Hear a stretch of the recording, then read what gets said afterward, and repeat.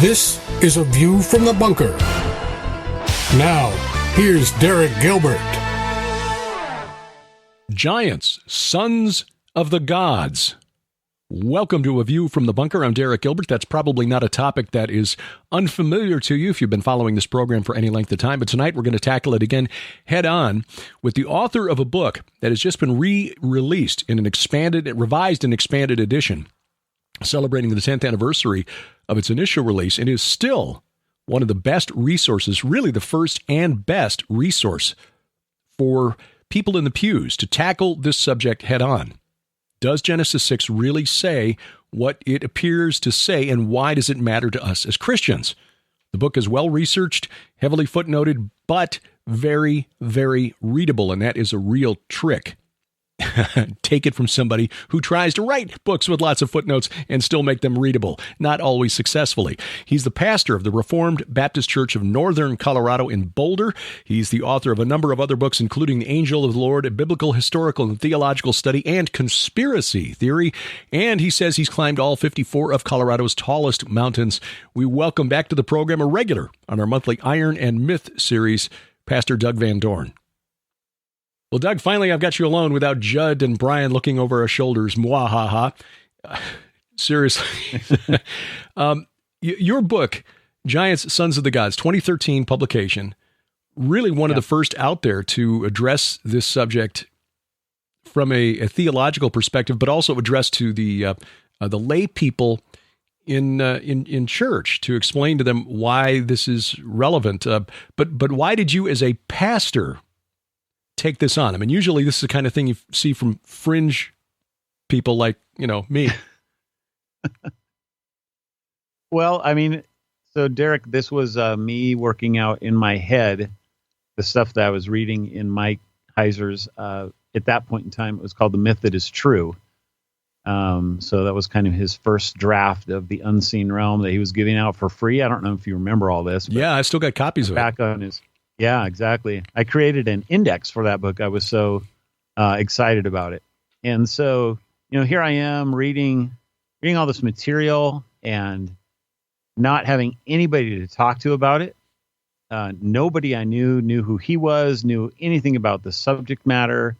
In my Reformed world, like, this is something that, it's all Sethite stuff. So nobody's thinking that kind of thing about Genesis 6. So I started writing a book, and I kind of finished it. And when I was done, I was like, man, I'm basically just plagiarized what he wrote. But I wasn't writing it for anybody but myself. I was just trying to work the stuff out in my head. And when I got done with it, I had probably 2 chapters on giants. And it was a little bit more material than what he put in The Myth That Is True. And when I got done with it, I thought, I wonder if there's more about giants here than even I've written and that he's written about. And so I just kind of took a deep dive, just seeing what I could find. And, within just probably hours, I said to myself, I think there's enough here that I think I'm just going to keep writing and see where it goes. And so, it ended up being a biblical theology of Nephilim, which I don't think anybody's ever tried that before. So go from Genesis to Revelation on the Nephilim, and then, just try and talk as much about the topic as I could. And so really it was me trying to figure it out in my own head. And then I said, I think this might be able to sell. I think people would be interested in this larger material, more microscopic look at, just one of the many subjects that he had already talked about. There's a lot of information about the Nephilim out on the internet. What was different about the information that you found from the scholarly literature, the credentialed academics? Well, most of the stuff on the Nephilim on the internet is dealing with kind of second coming stuff. It's very apocalyptic, and that was true even back then.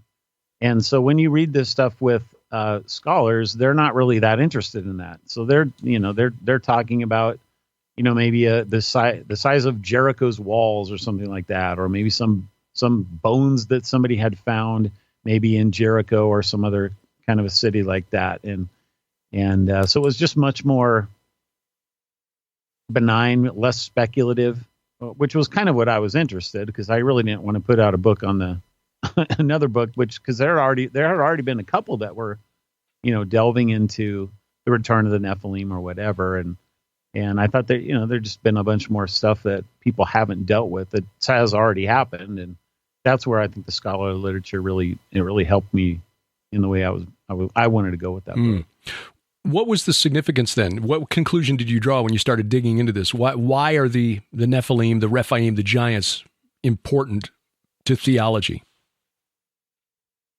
Well, so, it's really the Genesis 3:15 worldview. If that book is, in my tradition, they call it the proto-evangelium, the first gospel. Probably a lot of evangelicals call it that, where, there's this promise that God's going to send this seed of the woman who's going to crush the head of the serpent, and the serpent's going to bruise his head. And so you have this war that's being set up. And, I had already kind of seen some of that war on a spiritual level, because Jesus calls the Pharisees, sons of the devil. And like John says that, don't be like Cain, who was of the evil one. So they're spiritualizing, I think, that worldview that's in Genesis 3:15. But when you realize that there's actually something physical, biological going on, and, that's where I think where he really helped me see that there was a war that had actually been waged, and his focus was mostly on Moses and Joshua in the days there, maybe a little bit with David, but to see that then continues even into the New Testament with stuff that we've been talking about on Iron and Myth with the demons and how they're the disembodied souls of the Nephilim. All of a sudden this isn't just a sideline story. This is a major, major thread of the scripture that, for whatever reason, we've either lost it or not focused on it or whatever the case might be. It does seem a little unusual, having been raised in a very liturgical denomination where supernatural things really didn't enter into the conversation on Sunday mornings, other than sort of passing allegorical references to being saved from sin, but no real hands-on theology. What does that actually mean? And how did Jesus reflect that in his ministry? Why did he go around casting out demons? And if in the modern age, we just believe demons are the product of a disordered mind or a chemical imbalance, why do we even, why is this in there? Why are we taking this Bible seriously if Jesus spent so much time going around Galilee, casting demons out left, right, and center? Where did this change? About when in church history did this view of demons and their connection to the Nephilim of old, when did this begin to change? So there's a scholar named Jaap Dodens who has written a dissertation on the sons of God as kind of in the history of the view. And you can find that on academia. And you might be able to find it some other places, just a PDF that he has. It's his whole dissertation. He has 120 pages of church father quotes, and you can see pretty clearly in that when there was change. He actually, and so that was probably about 350, I would say, when you start seeing it, but there's a little bit of a gap between fathers that are talking about it. So, people will say Julius Africanus, who was this historian, I think he was like 250 or something like that. So about 100 years before the real big change occurs. He brings up that there's this other view, or that there's these other different views of Genesis 6. And he kind of says, the naturalistic view, it wasn't called a Sethite view back then. It was more like a dynastic king view or something like that the rabbis were peddling around. He's like, that makes the most sense to me, but he really doesn't care. He's not really actually being committal on the view. He just kind of mentions that it's there. And so Dodens actually has a really interesting paper on the provenance of the origin of kind of what we call the Sethite view. And he traces it back to Syria. And I think, if I'm not mistaken, it might be to Ephraim the Syrian.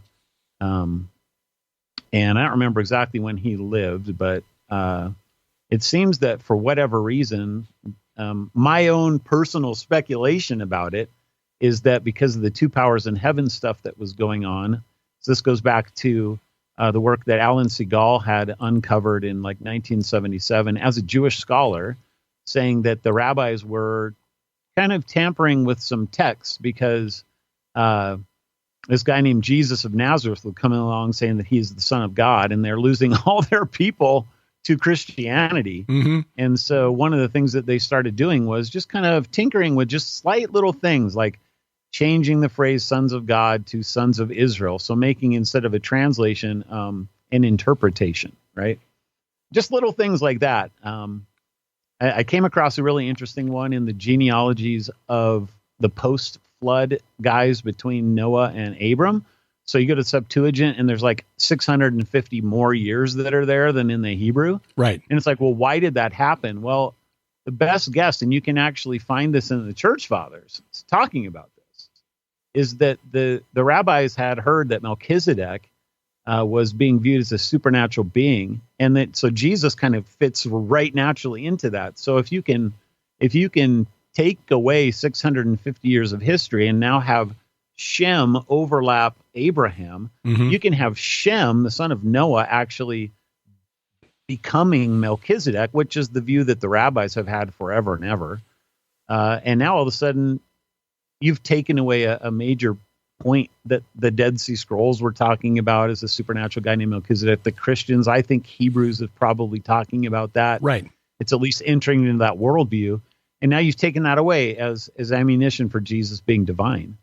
So, you've got these little changes that are going on. And it seems to me that the Nephilim thing is probably one of those. If you can just desupernaturalize it a little bit, the son of God, Jesus can't claim to be that. All of a sudden, I'm a God, you're a God sort of thing that we hear people saying these days, that Mm-hmm. the sons of God, the rulers of the heavens, they're actually just the Sanhedrin or whatever. That doesn't work anymore. And so I think what happened was that as they changed the Son of God stuff, well, the Nephilim as supernatural creatures, that's automatically just going to drop out because, well, they're just natural entities. And as that happens, I think, and then as the worldview, the older view is just kind of lost. I mean, remember, they don't have internet, right? They don't have Google Books. They can't go searching for what everybody else was saying back in the day. They just lost the story. And then as the Jewish view is circulating in Christian circles, as it spreads out of Israel into Syria first, the Christians just start picking it up and saying, well, this must be the view that's always been. They don't even question it.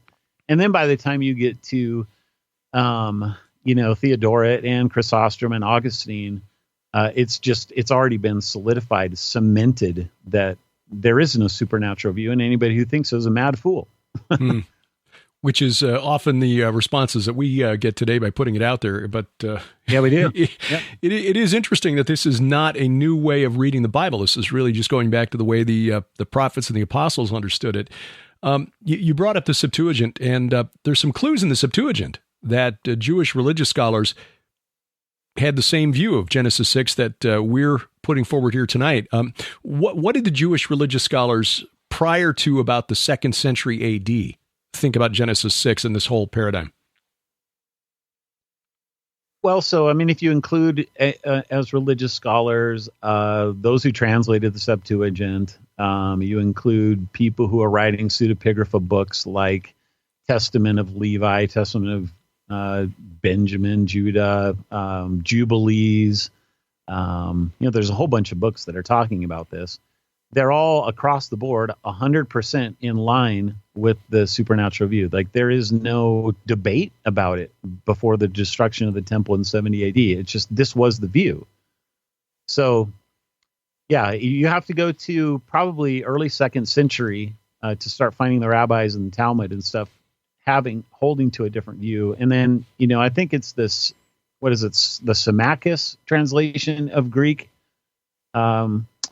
done by, I forget who the Jewish translator of that was.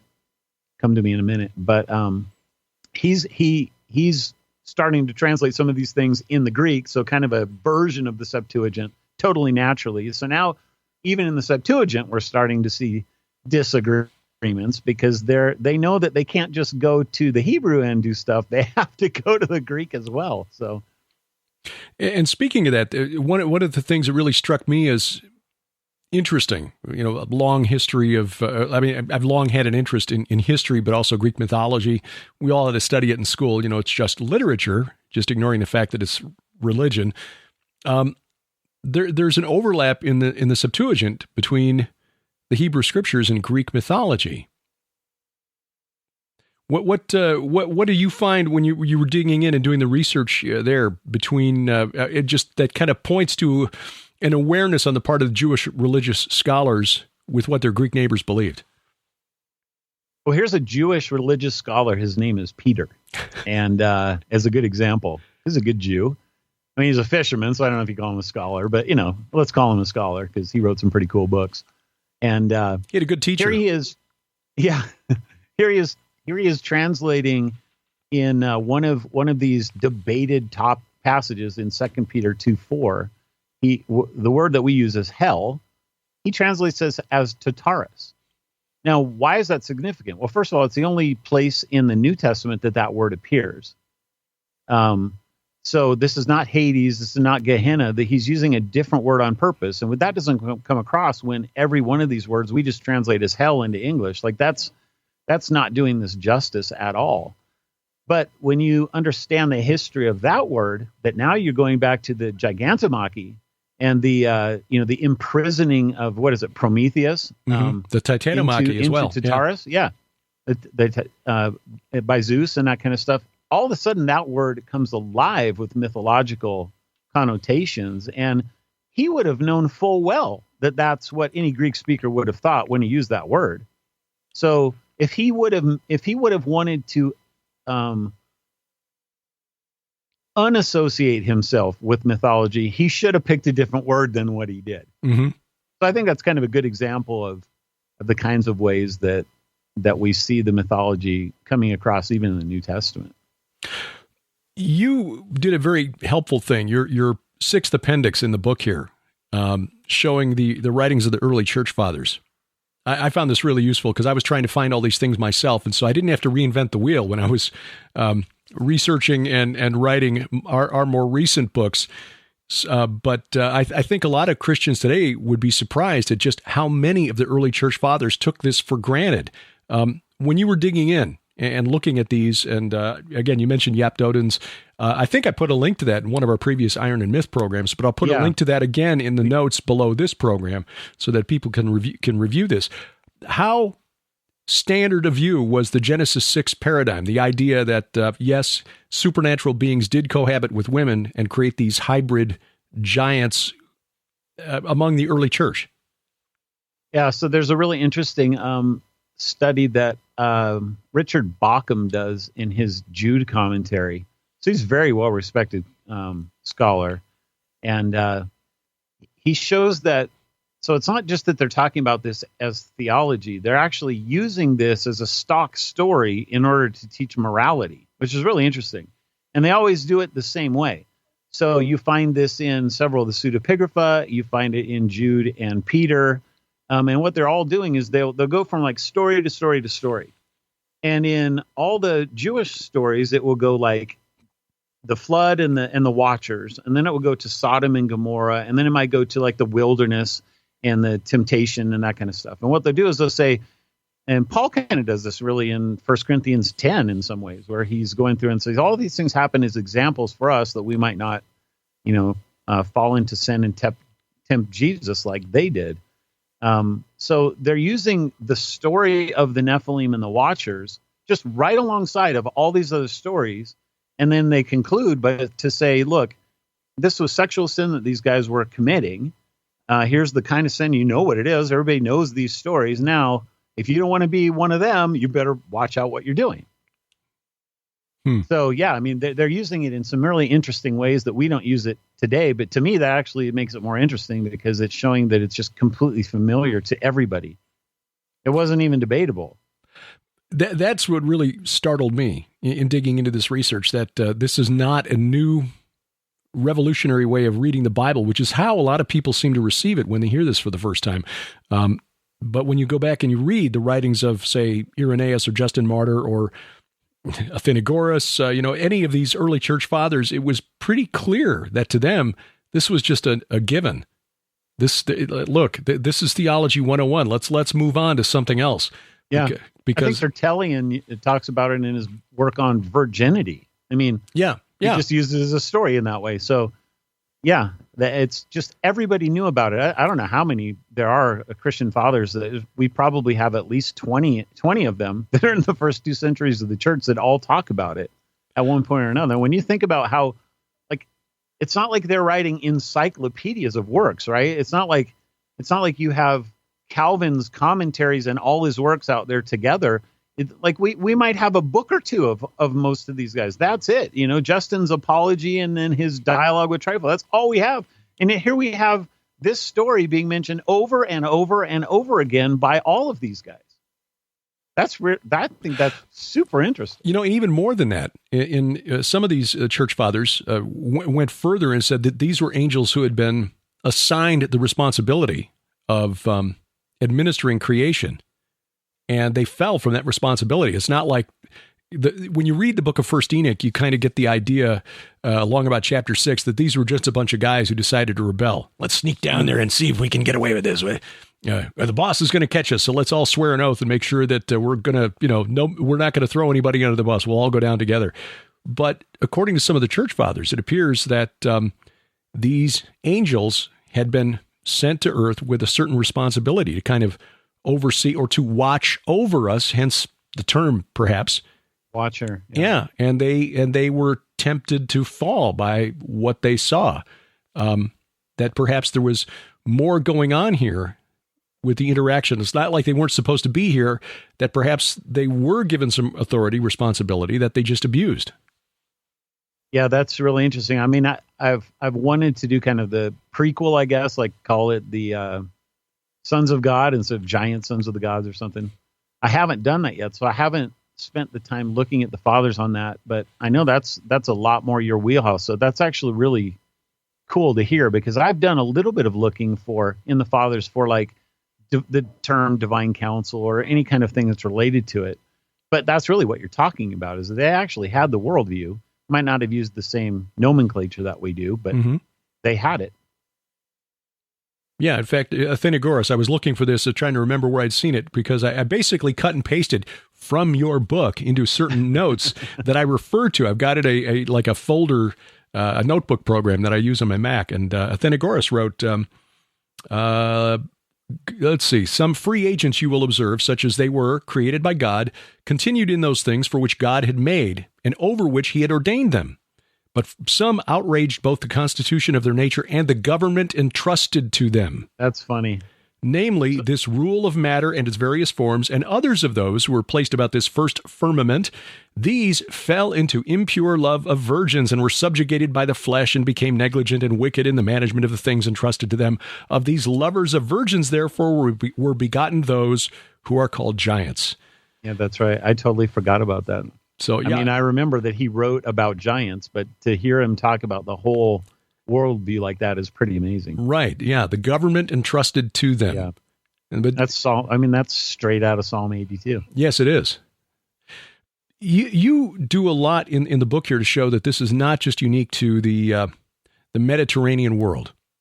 And I think we can agree that there was a lot more exchange of ideas and religious thought going on between, say, the Aegean, the Greek world, the Roman world, and the or what became the Roman world later, and the land of Canaan, the Hivites, for example. You relate a story in there that I highlighted because I find that fascinating. I think the Hivites, based on some scholars, are the Achaeawa, which is a Luvian term for the Achaean Greeks or the Mycenaean Greeks. So the Hivites may be Greek.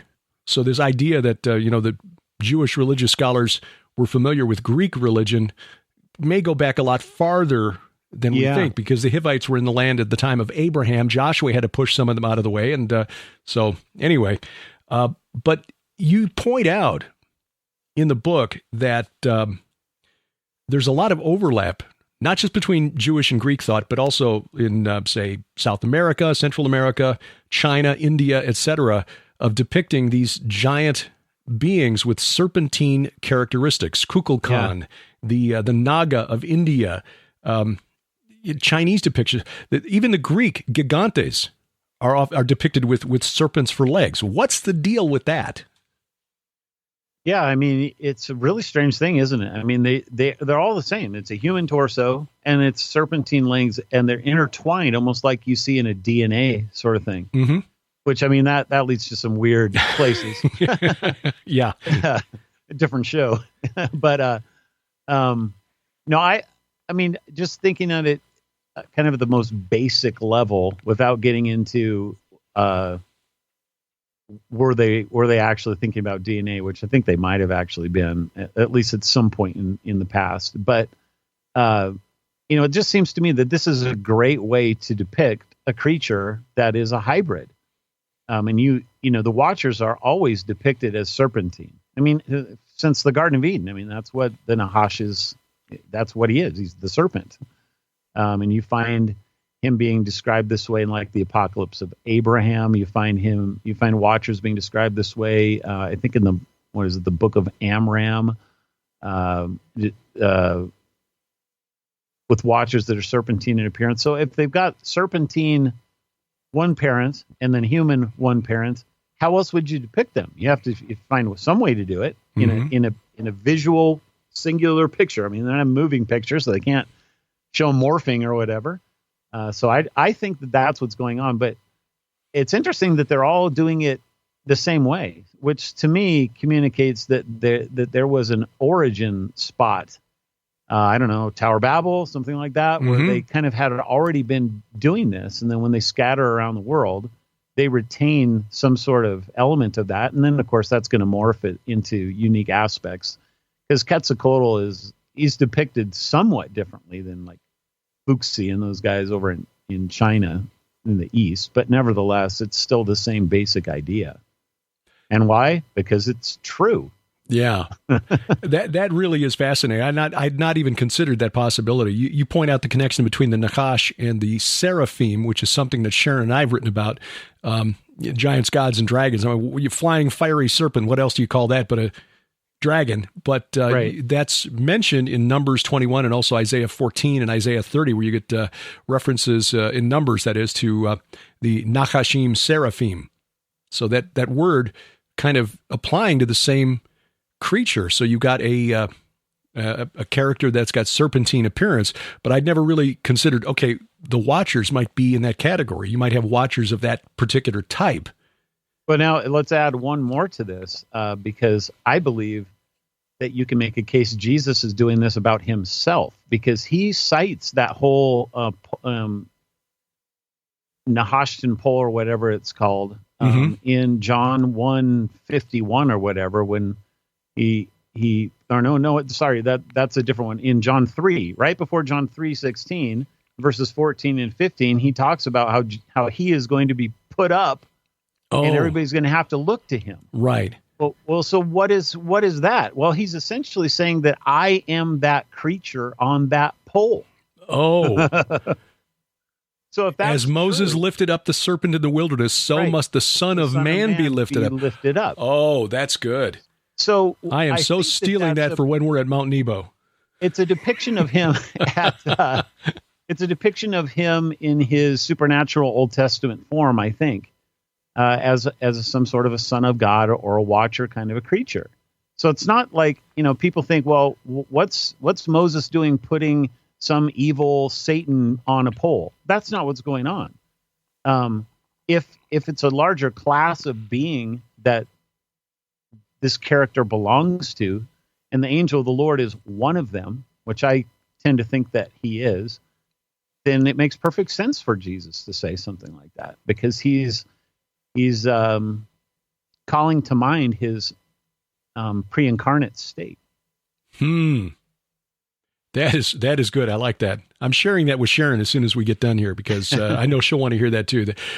I make the reference to Mount Nebo because they've got a statue, they've got a sculpture of that bronze serpent on a pole on the summit of Mount Nebo, and it is really, really creepy. Interesting. Yeah, I know it's supposed to be,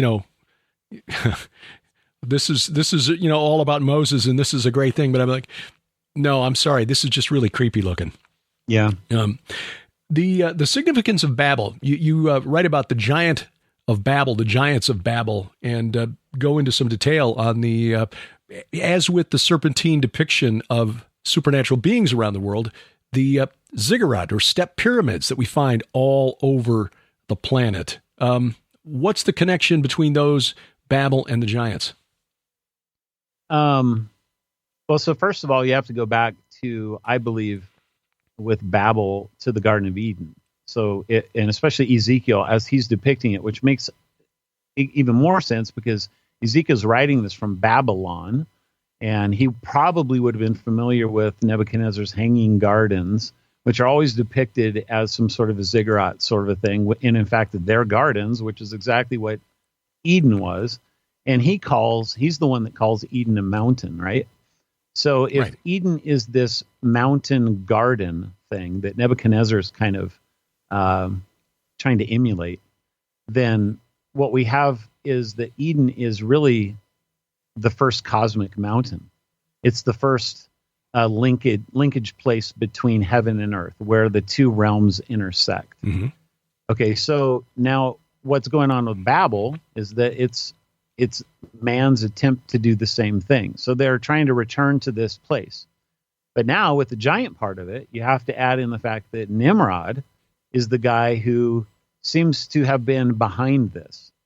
And if Nimrod is associated in, one of the one or two verses that he's actually, anything is said about him in Genesis 10 with Gigantus, with the giants in the Greek, and a mighty man in the Hebrew, I think it is. Now all of a sudden you got some weirder stuff going on because, whether or not he was a giant or became a giant or, I don't know what happened. I don't know what happened with that guy, but there's no doubt that it's like what Babel is an attempt by a guy who is somehow related to the Nephilim, in my mind, to kind of call back the parents, the fathers, or uncles or something. If he knew that they were all locked away, at least we'll get an uncle to come down here and maybe we can start trying to do this again. No, I agree with you completely. And this is a direction Sharon and I are going with our next book, The Gates of Hell. In fact, I dug into that in the book, The Second Coming of Saturn. And when you trace the idea of summoning entities from the netherworld, right? It appears to originate with the Hurrians, who are the Horites of the Bible, who came originally from the plains of Ararat. Right. And possibly the Sumerians, of which Nimrod would have been one, trace their place of origin to that same location. But that practice was very, very old. The origin of the word Abzu, the subterranean freshwater ocean from which the god Enki sent forth the Apkallu, the Mesopotamian watchers, with the gifts of civilization, sort of like Prometheus taking fire from Olympus and delivering it to humanity. Well, and like Quetzalcoatl and Viracocha doing the same thing over in South America. Or Osiris coming from the netherworld with the gifts. Yep. Exactly. So it's the same sort of thing, and it's a very, very ancient, well before the beginning of writing, but the memory seems to have been brought across the whole world, and it has... Judd Burton arrived at this conclusion independently, that you can trace the origin of the name for, or the word in Eurasian languages for royalty back to that same place between the Black Sea and the Caspian Sea. In other words, the land beneath the mountain where Noah's Ark came to rest. And it's like, okay, with a biblical worldview, that history makes sense. It sure does. So, Goliath and his brothers, you mentioned Mike Heiser's focus or his teaching on the importance that was placed by Joshua. The conquest of Canaan was really a war to eliminate the Anakim, who were counted as Rephaim, which appears to be a post-flood term for the giant clans that lived in the Levant. The end of the summary chapter, if you will, or the summary sentences of Joshua's war. There were no Anakim left in the hill country of Israel or the hill country of Judah. Only in Ashdod, Gaza, and Gath did some remain, which, of course, is where David and his men 400 years later had to wipe out the remnant, Goliath and his men. What is their connection to the Nephilim in your view? Goliaths? Yeah. So it's funny. you've encountered this too. When you teach some people about this worldview, some people get really angry. Some people get their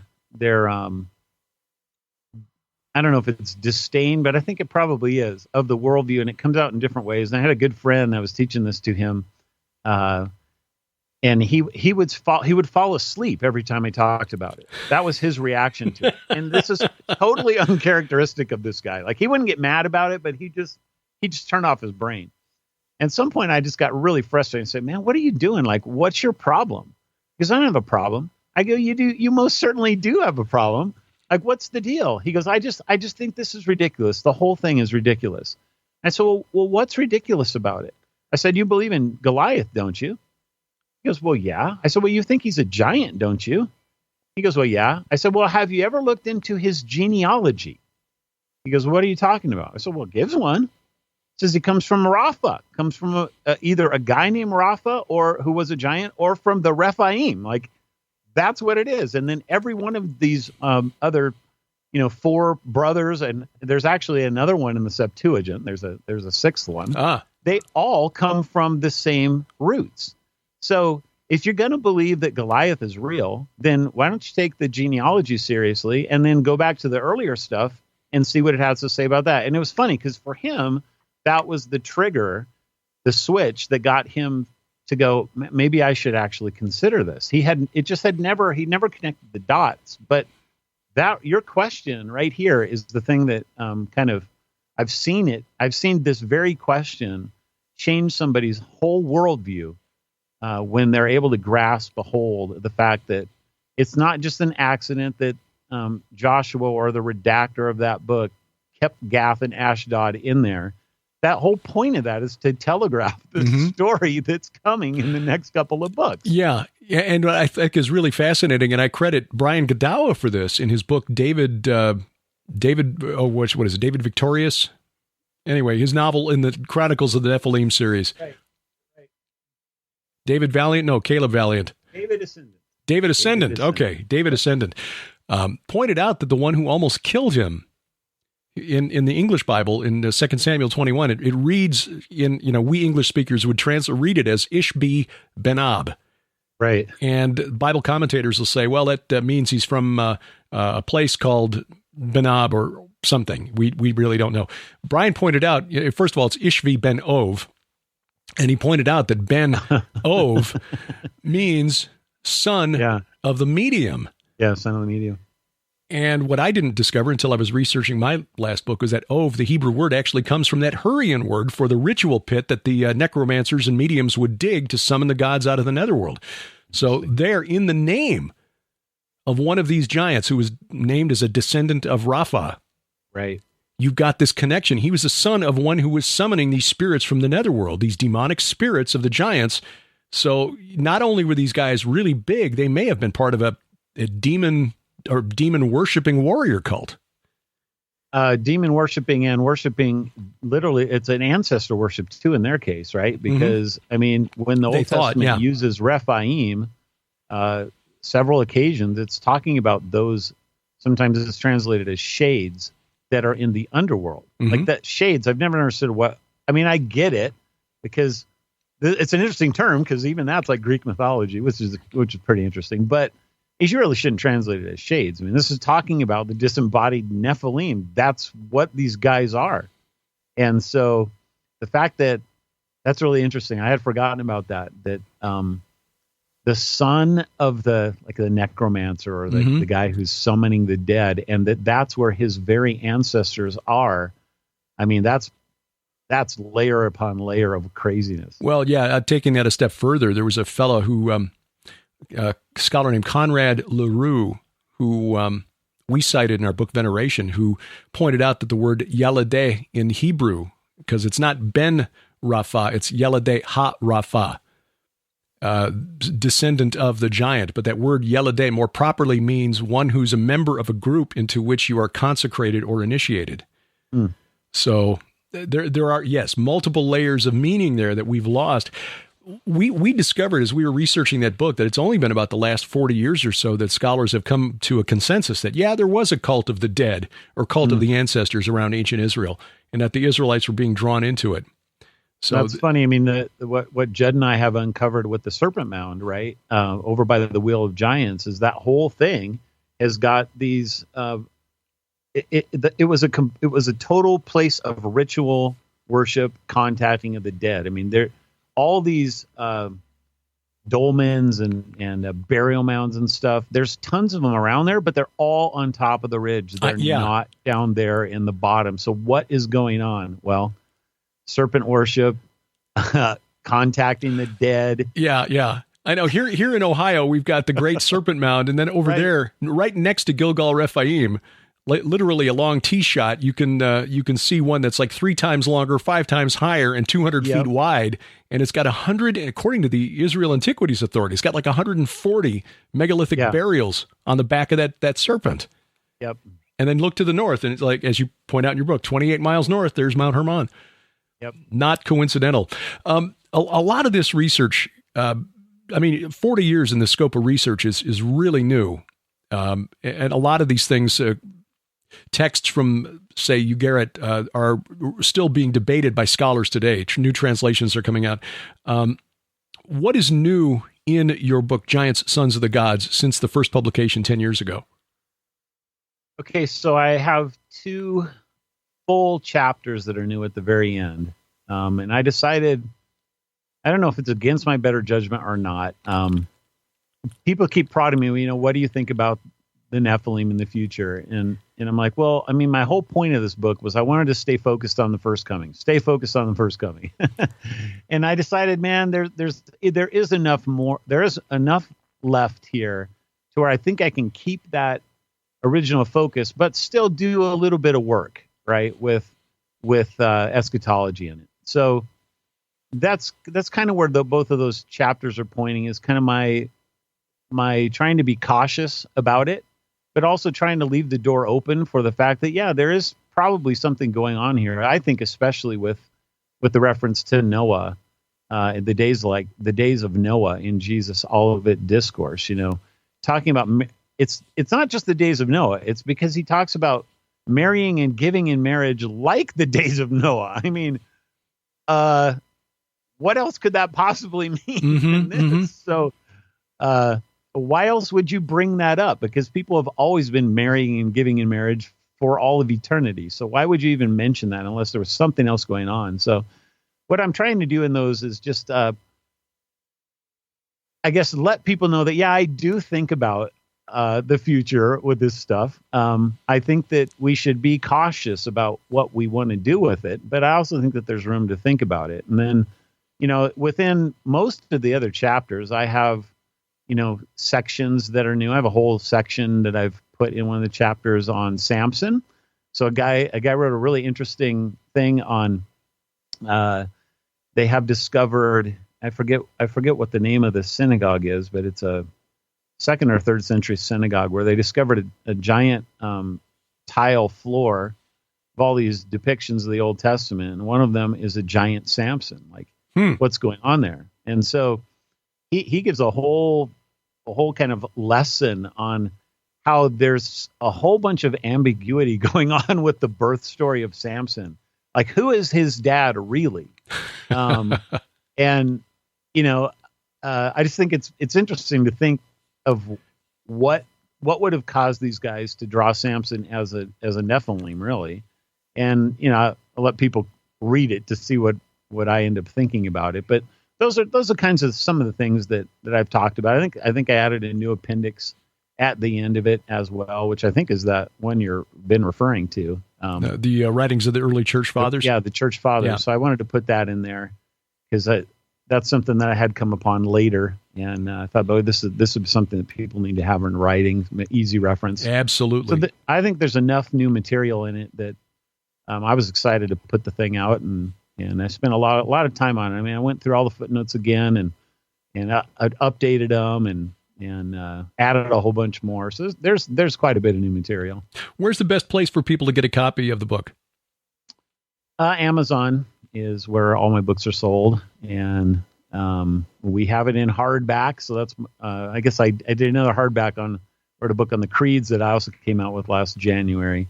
I did hardback. But that's a new feature that Amazon has just put out with the last couple of years. So I was excited to do that. So paperback, hardback, and Kindle. Hopefully the Kindle looks readable this time, like the first version of it. There's so many pictures and stuff in it. I did not make that book for Kindle. And when I go and try and read it, I'm like, this is horrible. I wouldn't have paid a dime for this, but I think that the Kindle version is at least readable this time. There is a skill to it. We pay a professional to do our layout. I can see why. Yeah. Pastor Doug Van Dorn, his website, douglasvandorn.com. The book is the 10th anniversary revised and expanded edition of Giants, Sons of the Gods. He'll be back, as of this recording, it'll be, next week as we come back again with the full crew for Iron and Myth. Doug, thanks for taking time out of your schedule. Awesome, Derek. Great to be on the show. Check out Doug's website at douglasvandorn.com for much, much more in the way of theology and making it accessible and exciting to those of us lay people who don't necessarily study this every day for our vocation. I kind of do now, but didn't before I came across the work of men like Doug Van Dorn, Judd Burton, and of course, Dr. Michael Heiser. Coming up, we'll talk a little bit about why this matters to us. Sharon and I doing some research for a forthcoming project on and how research into the minds of psychopaths and serial killers relates to all of this when A View from the Bunker continues.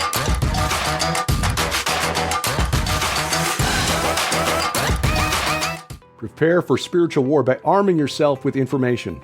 Take advantage of these specials through March that dig deep into the Bible to help you make sense of the chaos around us. First, our Veneration Bundle, our 2 co-authored books plus the travelogue DVDs from our Israel tours. An $85 value, just $45 plus shipping and handling. The Second Coming of Saturn Bundle, featuring my book and the 13-part companion DVD, a $50 value for just $35 plus shipping and handling. The This Is War special offer, featuring the Second Coming of Saturn, 4 DVDs, and 7 hours of audio interviews with Bible scholar Dr. Michael Heiser, a $145 value for just $75 plus shipping and handling. And the Gilbert Fiction Collection, all 8 novels in Sharon's Red Wing Saga series plus my 2 novels, a $200 value for just $140 plus shipping and handling. These offers are available through March only at our online store, gilberthouse.org/store.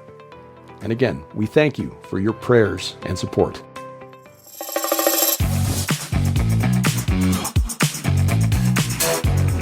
Driving the internet to think this is A View from the Bunker since 2009. We have, I've lost track of how many programs we have here, but you can find them all at our website, VFTB.net. The archives are there. You can also find us on our YouTube channel. If you subscribe and click that little bell, we'd sure appreciate that. YouTube.com/Gilbert House. But even better, get our free app. Our app is available online for free. It works for iOS, Android, and Amazon Kindle Fire phones and tablets. You can also get the version for Roku and Apple TV and just take this and put this right on your big screen. I'm not sure why you'd want to do that with, this filling a TV screen, but you can if you are so inclined. But you can also track us down on social media sites. We are, of course, on YouTube, Twitter at View from Bunker, Facebook View from the Bunker, and all the new social media sites. You'll find us there at Truth Social, Gab Me We Get Her Parlor, at Derek P. Gilbert, the handle, and all of those sites. Sharon and I have been doing something kind of unusual here the last couple of days. We found a streaming series on Discovery Plus. It's the ID channel. It's a series called Signs of a Psychopath. Sounds charming. It really is kind of disturbing to watch it because it's featured. What it does is it features interviews with men and women who've been accused and generally convicted of really heinous crimes, multiple murders, sometimes other forms of manipulation, psychopathy, psychopathic tendencies. And it really is disturbing when you see how detached these people are from the rest of us. And of course, being raised in a scientistic culture, notice I said scientistic, not scientific, scientistic culture. We are raised to venerate science as the only official and reliable arbiter of truth. We tend to believe that these people are lacking some genetic configuration, their frontal lobes are smaller or some such, or perhaps some trauma when they were young might have had something to do with turning them into the monsters that they became. Some of those things might be partly true, but as you watch and listen to these interviews and listen carefully, watch body language, you begin to suspect that perhaps these people are masks being worn by another entity. Now, this is not true in every case. I'm not suggesting that, but in many of these cases, you have to assume, or conclude rather, that the lack of empathy they feel is because the entity speaking really feels no connection whatsoever to other humans. In other words, I'm thinking that as we're watching these interviews, and Sharon and I have talked about this and we agree, that we're hearing from the demon inside. It is disturbing, but it is research that we're doing for a forthcoming book, The Gates of Hell, just trying to get a better understanding of what it might be like to encounter a demon face to face. We are not deliverance ministers. We've not been called to that very important work. We have spoken to, interviewed deliverance ministers who have, but it's one thing to hear them relate the story. It's another to see a man or woman in an evidence room or an interrogation room at a police station trying to mimic the sensations, that the emotions that they're supposed to show for somebody whose wife, husband, parents, daughter has just died in a horrific way, knowing that the person being interviewed is the one responsible. And yet they're asking about the weather at the baseball game, what time do you get off work, instead of reacting as you or I might, just crushed at the sudden turn in our world, the sudden shaking to the very foundations of our world. These people don't experience that. They don't express that. And the psychologists, another feature on this program, forensic psychologists offer their opinions of the suspects being interviewed and interrogated by police and explaining what it is we're seeing. And there's a term that they use repeatedly over the course of this series called a shallow affect, meaning that they just don't display the range of emotions that you would expect to see from somebody who's dealing with the sudden loss, often by very violent means, of a loved one. And it's not just because this person is the one who committed the crime. It's because this person, we think, our theory anyway, is that there's something else going on inside that entity, something else inside that person, something that doesn't really care if it goes to prison, because once it's bored with the person it's inhabited, it'll just move on to someone else. That person may be facing a death sentence. Doesn't really matter if you're a demon and you live thousands and thousands of years. What's a few decades inside a prison? Hey, you might have some fun while you're in there. And when that meat suit is terminated, just move on to somebody else. The tragedy, though, is that they always seem to find another meat suit to put on. And the relevance to all of this, the conversation with Doug Van Dorn tonight, is that it was the belief of the Jews of Jesus' day, meaning Jesus, the apostles, the early church, was that the origin of those demons that still afflict the world to this day were the giants that Doug writes about in his book. So you'll find it at Amazon.com. There'll be a link in the show notes as to where you can get that and add it to your reference shelf. Coming up, we've got a conference in July, Harvest Revival Center in Brookline, Ohio. We're honored to be back there again at the invitation of Dr. Mike Spalding. Looking forward to that. More details to come, other speakers and so forth, but you can find out more at the website there, gothereforconference.com. Obviously, the tour of Turkey that we had planned for this fall is probably going to have to be moved. The infrastructure of the region, because we had planned to spend quite a bit of time in the eastern part of Turkey, south and east, because that's where Göbekli Tepe and Şanlıurfa are located. We don't even know if the roads to many of these sites still exist. We've seen some reports on some of the archaeological sites that seem to have survived pretty well, but the people who live there, not doing so great. So we will keep you posted on that because we want to make this happen. This is really a bucket list item, and we are working with our good friends, Dr. Judd Burton and Dr. Aaron Judkins, about making this a reality because the two of them, with the research they've done on Göbekli Tepe, going there and having them teach on site, that on the watcher's influence on that location at the site, that will be a memory to treasure, that's for sure. Skywatch TV has another virtual conference coming up, as does Hear the Watchman. We'll give you the details on those as soon as those are available. And meanwhile, if you've got a spare moment, you can leave us a review at Apple Podcasts, Google Podcasts, Amazon Music, iHeartRadio, Spotify, Spreaker, Stitcher, wherever you find this podcast, which is, of course, wherever fine podcasts are sold. We'd sure appreciate that. And thank you for taking some time out of your schedule to watch or listen, as the case may be. Our announcer is the inimitable D.C. Good. And A View from the Bunker is a production of Gilbert House Ministries, released under Creative Commons Attribution, Non-Commercial, No Derivatives 4.0 International License. We wrestle not against flesh and blood. I'm Derek Gilbert, and this is A View from the Bunker.